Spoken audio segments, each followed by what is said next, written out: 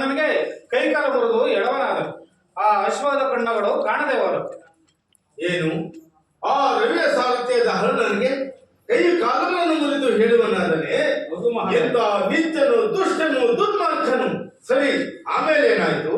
ಅದು ಅಲ್ಲದೆ ಸೂರ್ಯನ ರಥಕ್ಕೆ ಕಟ್ಟಿದ 7 ಕುದುರೆಗಳ ಕಣ್ಣುಗಳು ಕಾಣದೆ ಹೋದವು. ರಥಗಳದ ಗಾಲಿಗಳು ತುಂಡು ತುಂಡಾದವು ಮಹಾಪ್ರಭು. ಅಯ್ಯೋ ಪಾಪ, ಆ ಅಶ್ವಗಳು ಮಾಡಿದ ತಪ್ಪಾದ ರವಿ. ರಥದ ಗಾಲಿಗಳು ಸಹ ಮುರಿದು ತುಂಡು ತುಂಡಾದವೆ. ಸರಿ, ಮುಂದೆ ಸೂರ್ಯನ ಗತಿ ಏನಾಯಿತು?